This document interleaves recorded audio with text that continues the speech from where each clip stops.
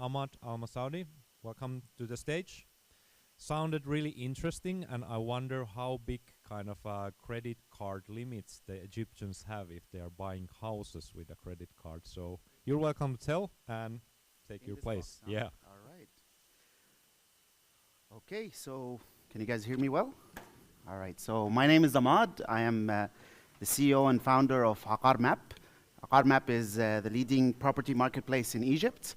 And we also operate in Saudi Arabia, but our main market is Egypt. So the topic I'll talk about today is how we have allowed Egyptian consumers to buy properties online using their credit card. It's a little bit tricky because they don't buy it with the credit card completely, but I'll explain it in a few minutes. So what I'll talk about is just our thoughts on how the industry has evolved, the real estate classifieds industry, and then the type of disruption we see in many markets. Everybody's really going after transactions, not only in real estate, in general classifieds now and auto. And then I look at emerging markets versus developed markets. So we think there's significant differences and different types of innovations happening in different markets. And then some concerns we have about this whole rush after transactions and does it make sense or not, and how we do it. So quickly about our business, like I said, we're in 2 markets. We've been in operations for 10 years. We have 250 employees, more than 5,000 brokers, and 1,000 developers are working with us. 2.5 million users are registered in our database, and we produce around 2 million leads per year. And we facilitate, we're not doing $1 billion in sales, but we facilitate about $1 billion in real estate transactions that go through our platform. So this is how we look at how property marketplaces have evolved. We think that most marketplaces started as horizontals, where you do cars, real estate stuff, and other things. And then we started to see the emergence of specialized marketplaces that are more delivering a better experience for consumers and for sellers, professional sellers. And then in the last 3-4 years, we started to see a lot of property marketplaces trying to get into the transactions.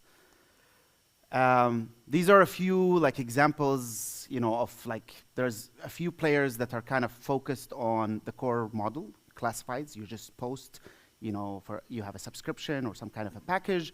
And then you have these new models where, players are trying to do something else, So a few of the really in real estate, we think Rightmove is the perfect example of a classifieds player. They're so focused, not confused, core business only, nothing else. They're not really busy doing anything else, and it's a very successful model with a 60-65% EBITDA margin, and it's a model, and REA in Australia is a little bit similar. They're a bit more diverse in how they approach the business. But these are examples of businesses that are very focused on the traditional model. And then you have people like Zillow, trying to do things that are innovative, getting their hands burnt with that innovation. But that's how, when you innovate, you're either going to make it big or your stock will crash. So I think Zillow had some challenges. I think they'll recover. I personally bought a lot of Zillow stock the minute they crashed because I thought the market was so punishing to them. They still have a very amazing business in place. And then you have a few other players, different models. So the type of disruption we see in PropTech is, you have the iBuyer model. I'm sure most of you are familiar with it. Zillow was doing that, and there's a few others who are doing it. Then you have different models. You have Purple Brick, where it's not really a marketplace. It's more of an online brokerage business. They're based in the UK. They do flat fee brokerage. So instead of saying we take a commission, they just say we take a flat fee. You pay 750 or 1,000 pounds, and that's it. And then you have, the funny thing is that you see all these brokers, real estate brokers, are afraid of technology companies and saying, we will become a portal. So you see all these brokers grouping up together and forming portals. On the Market is a good example in the UK. And there are actually a few successful brokerage firms that have established market leaders. Surprisingly, Rightmove was formed by brokers. It wasn't a media group that built it. It was actually a group of brokers who got together and built that business. And then you see the opposite, where you see the portals saying, we want to become brokers. So the portals lose track of their core business and see a lot of money in the commissions, and they want to become brokers. So it's funny because the brokers are trying to be portals, and the portals are trying to be brokers, and the verticals are trying to become horizontals, and the horizontals are trying to verticalize. So I don't know who's making money. You know, everybody's running, everybody's going to the other side, and I think a bit of focus can help.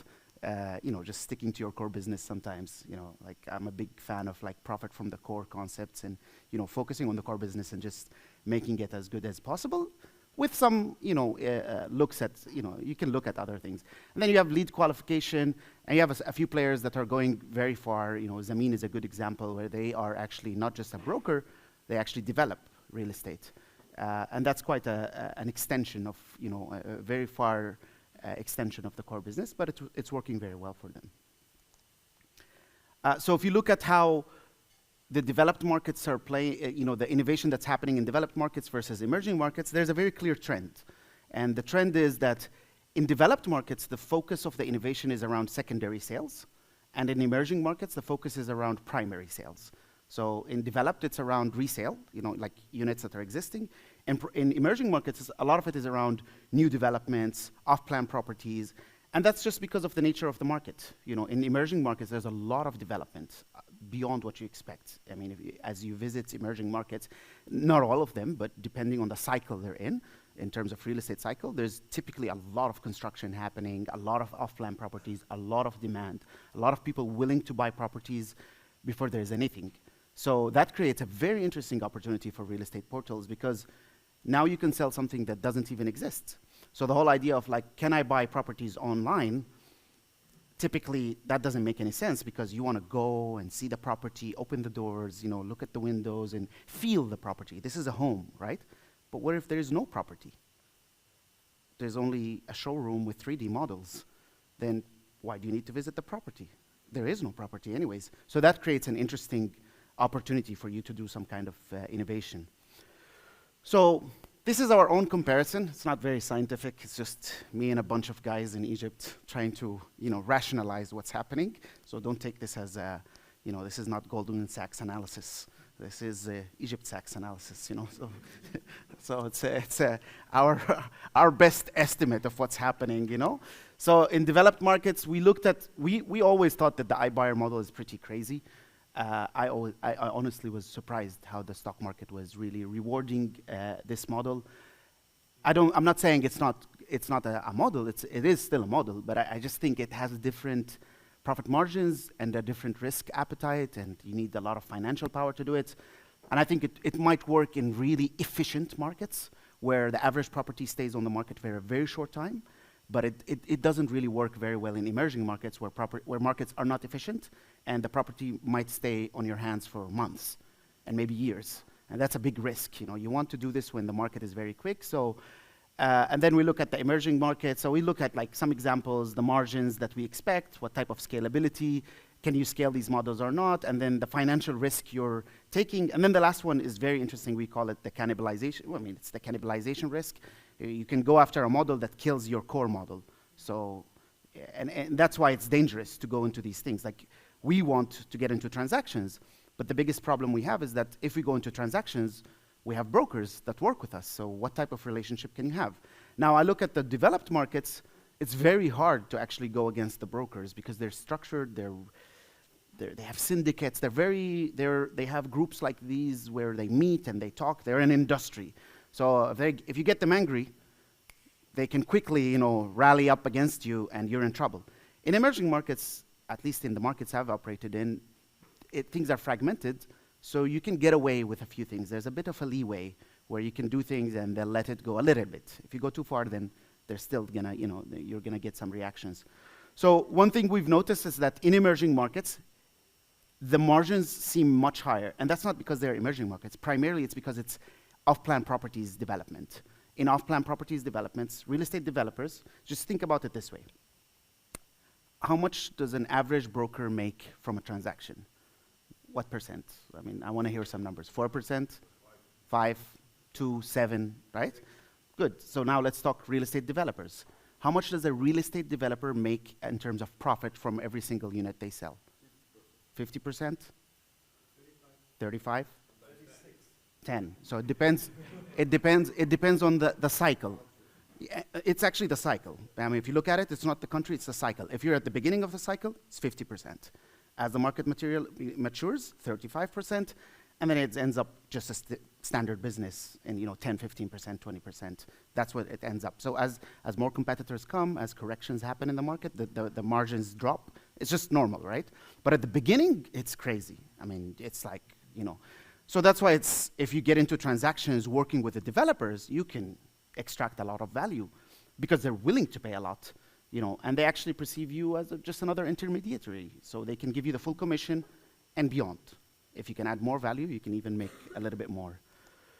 But the problem is, if you go after these developers and work, try to disintermediate the brokers, then you have this, cannibalization risk that, you cannot get rid of, you cannot really piss off the brokers because they give you the listings, and the listings is the lifeblood of your business. So you have to kind of balance it one way or another.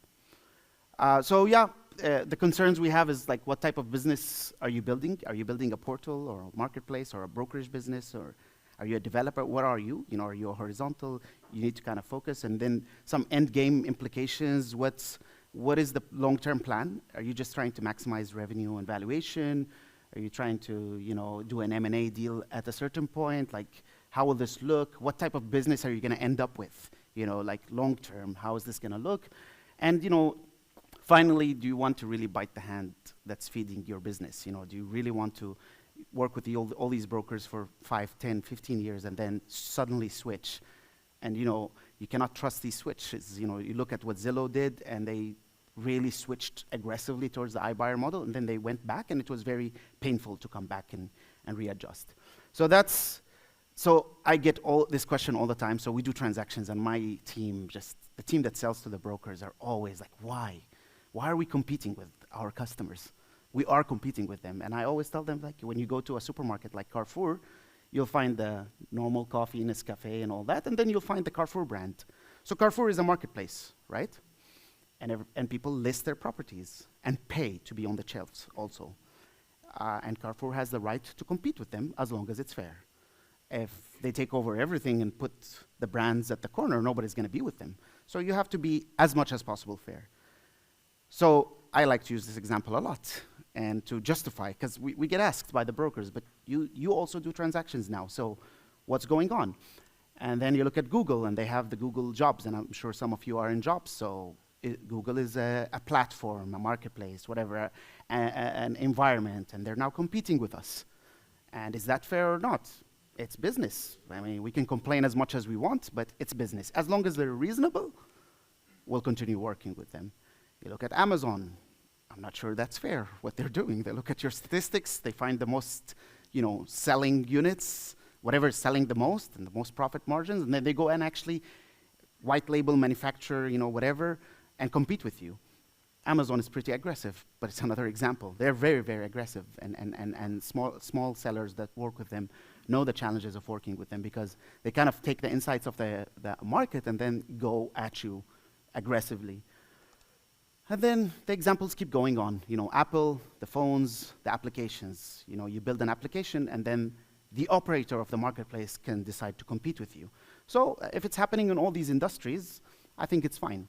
So it's just life, it's business. So this is how we've thought about it. So now I'm kind of shifting to our model. I've talked about how we think about the concept of disruption, and now I'll tell you the evolution of our attempts. So to be honest, we've been around for 10 years. The first time we did transactions was actually in year one. In year one, when I landed in Egypt, I'm actually not Egyptian. I'm from a smaller country called Yemen. I was born in the US, raised in Yemen, went back to the US for my education, and then I was near Zillow. I was in Seattle, so I visited Zillow before I quit my job at Boeing, and I begged them for an internship. I just wanted to know what they're doing, right? And they're like, no, we can't do it. It's too complicated. You're going to come and learn everything. We're not going to necessarily benefit from your presence. So we maintained a mentorship relationship after that. But anyways, when I went to the US, I went to Egypt. First, I was clueless about Egyptian culture and Egyptian real estate, and every market is really different. So it was quite a challenge to learn about the market. But more importantly, Egypt is not the USA. So, the models that I was looking at in the US had nothing to do with the Egyptian market.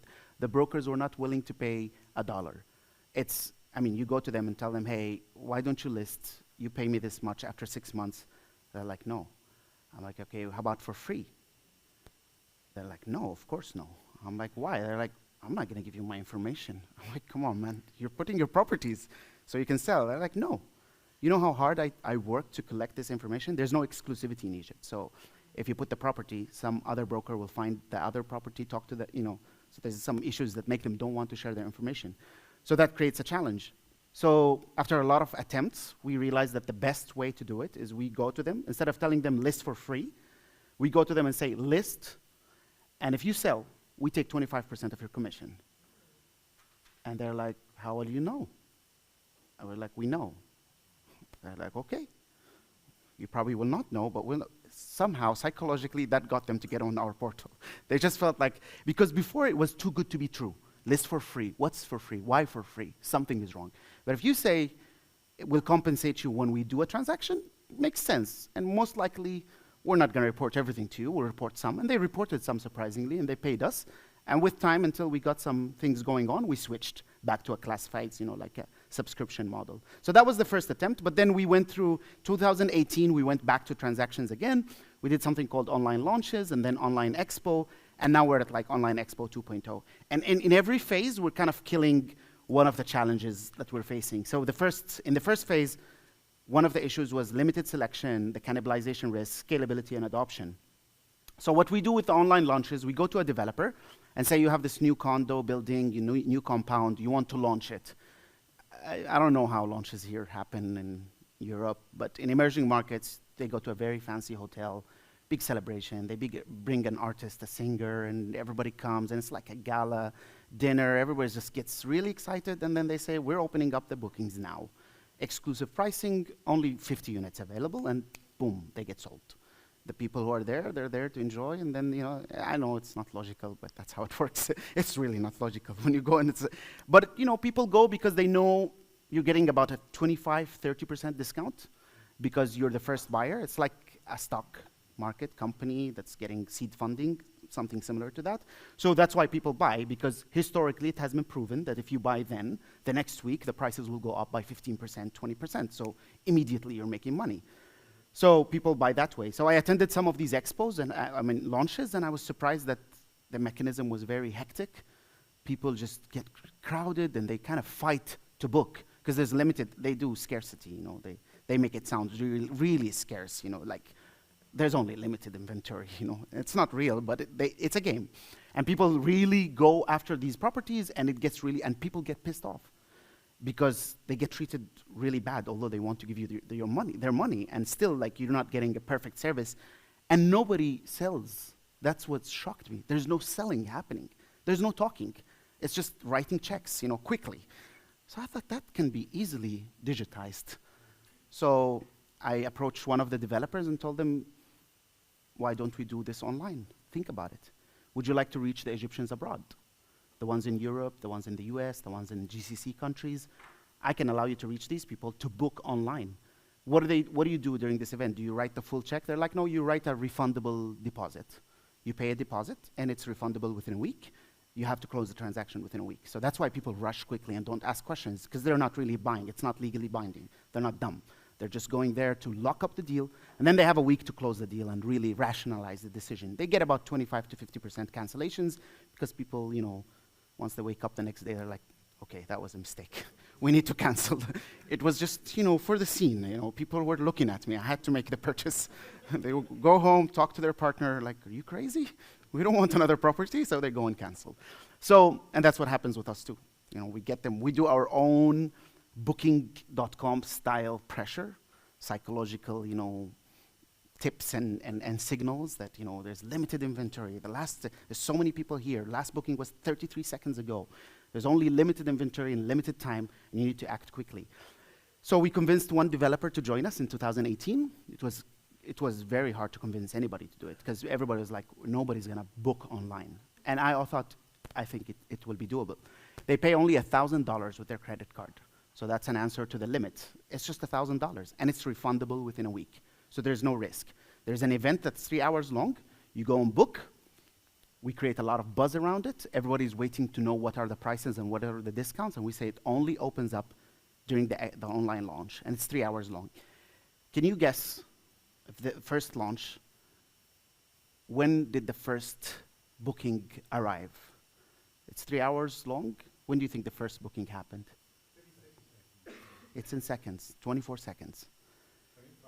20, it was 24.7 to be accurate. It was shocking, right? And the next one was like 56 seconds.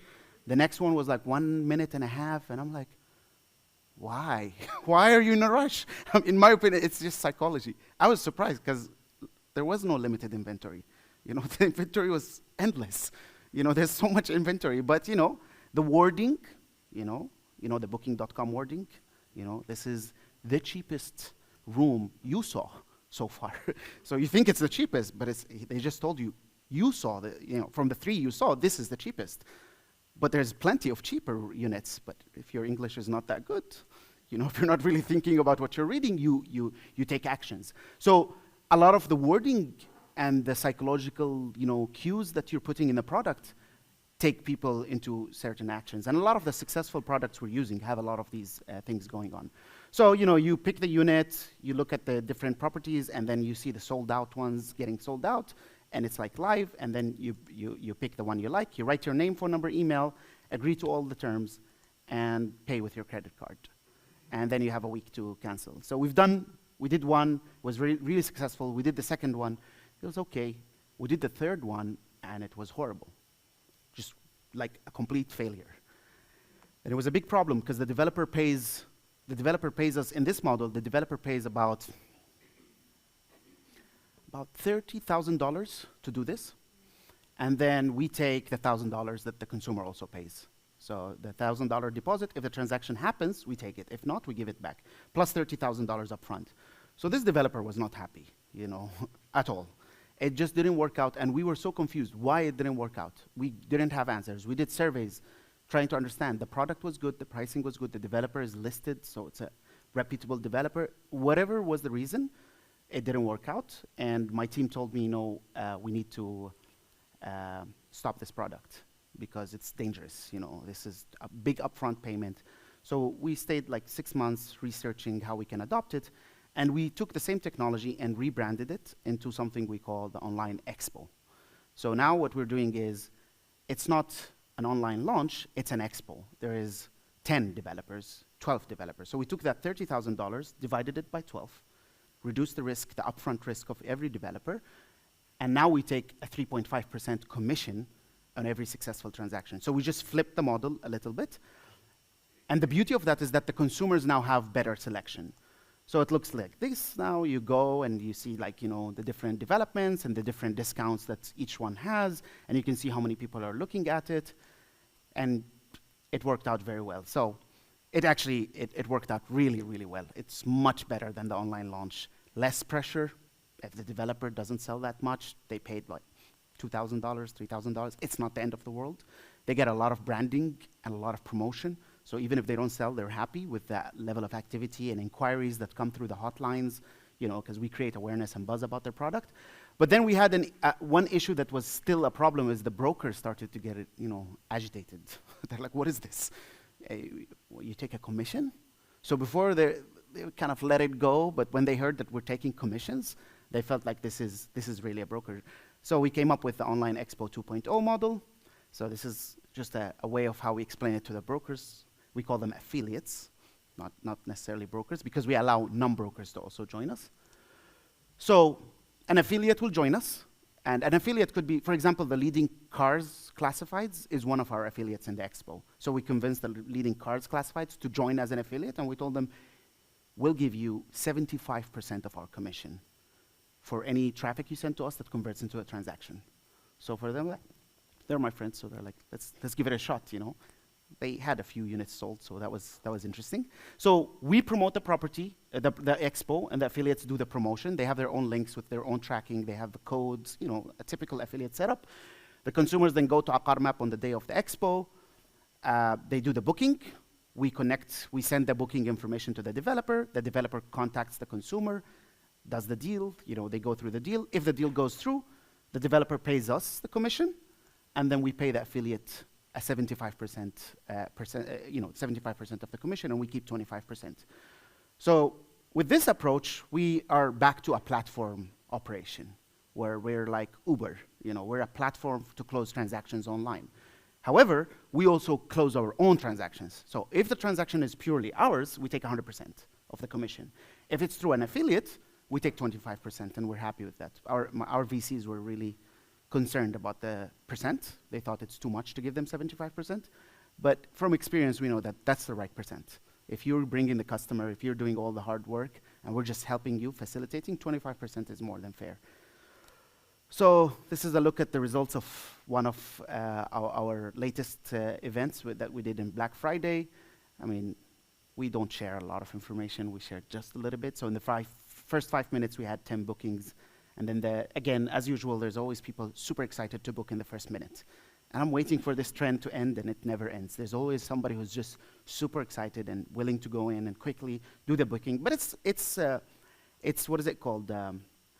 Non-binding. They can always cancel and get their money automatically. So now you look at the challenge that we were talking about. With the model we did, we were able to kind of reduce the cannibalization risk.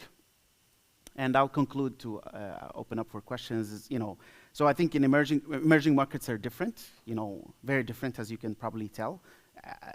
I'm sure it's very hard to apply this in your markets, especially if you're in Europe. But it can give you maybe an inspiration of doing things in a different way. The markets are structured in completely different ways. I think it's interesting to go after transactions, but I think you should go after them with a technology mindset. I've seen a lot of people go over after transactions in emerging markets. They simply build a brokerage business, like 500 employees, phones, you're calling, It's a brokerage business. Like, why are we here? Right? I mean, okay, the numbers will go up, your revenue goes up, but what's the EBITDA margins of the biggest brokerage businesses in the world? You go look at Realogy in the US stock market, and it's doing like 1% or 2% profit margin. And you look at, portals' profit margins. You look at the revenue multiples of a portal, whatever, 6 to 26 maybe. And then for brokerages, it's like 1 or 0.5 to a maximum of 1.5 if you're really innovative, like Redfin. So we think that the holy grail that we should be going after is online transactions, real online tech transactions, an Amazon experience, if possible, where you really disrupt the business significantly. And that's it. So if you have any questions, I'm more than happy to answer. Yes, please. You'll get the mic. Thank you. This is Burak from Sahibinden, Turkey. So you said the realtors reacted that you were doing this, so you brought in the affiliate model. So how do you track that a booking has come from a realtor rather than coming directly to you? Okay, very good question. So it's the affiliate program that we use. So every realtor has an affiliate portal. They go and they register, they agree to the terms, and then they have their own link and their own code. So if they use the link is very tricky because cookies and it's not 100% trackable, especially if somebody clicks the link on the website, books on the phone. That's a big problem. So what we tell them is, if the user uses your link or your code, and when they book, there's a place to put the code, they get 50% off the initial booking fee. So instead of paying 1,000, they pay 500. So we tell the brokers, for the first time, you have an opportunity, in a market where you have no exclusivity, that you have an edge. You can talk to the consumer and tell them, don't book through Aqarmap directly or through the developer directly, book through me, and you'll get 50% on the upfront fee. So that works very well, and it's very convincing for the brokers, and they can track it. And some of them ask us, how can I trust you? How can I really know that I will show up? And we tell them, just do some bookings yourself and see if they'll show up in your dashboard, and then cancel them. And this way, you'll be able to evaluate us at any point. If we don't show up, then we're fooling you. So just use your codes to evaluate us from time to time. Okay, excellent. I got a second question. And you said there's an upfront fee which is divided to the developers and not as high as 30,000, yes, for example. But then now you're getting 3.5% commissions. Yes. Is that upfront fee that they are paying, if they sell, is it a recoupable amount towards that 3.5%, or you get No, it? it's upfront completely. No guarantees on what type of results they get. So because we were innovative, our contract is pretty aggressive. Like if you don't like it, we're not interested. So because there's nothing like this. You know why we did this? You know why we did this model? We did it when Facebook became aggressive in Egypt. We had to compete with Facebook. We had to take the competition and the fight to an area where Facebook cannot play with us. They can generate leads. They can't deliver transactions. They can't. So when we went and talked to the developers, because they all went to Facebook, the minute Facebook did their Facebook leads, it became so simple. You create an ad, you get an Excel sheet, and companies just know how to deal with an Excel sheet. You know, take the Excel sheet and boom, boom, boom, boom, boom, convert it into transactions. It made things different. So what we go and offer them, we say there's 3 packages, you know, or 4: exhibitor, silver sponsor, gold sponsor, and platinum sponsor. The silver sponsor is like whatever, $500 or like $1,000, and then it goes up to like $10,000 and $15,000 to be platinum. Platinum, you show up at the beginning, but more importantly, as you go up in the sponsorship, the commission rate drops. So we start with 3.5%, and then 3, and then 2.5, and then 2. So if you feel that the commission is too high, pay up front. If you feel it's too risky, join in as an exhibitor, pay a small fee. We've tried free. We've tried a lot of things. We've tried completely free, and it's not good. Because you go to the developer, you talk to the marketing director, they're like, yeah, sure, let's do it. And then on the day of the expo, where are you? Because the cycle of approvals didn't go through the organization, they're not aligned because there's no money paid. So they're like, yeah, sure, we'll go for free, you know? And then they surprise you, and then the customers book, and then they say, well, the commercial director disapproved this discount. And so we learned that they need to pay something to make sure that all the approvals and the discussion has happened within the organization, and also so we can have the marketing department backing us up. Congrats and thank you. Thank you very much. Thank you. Was there one quick question?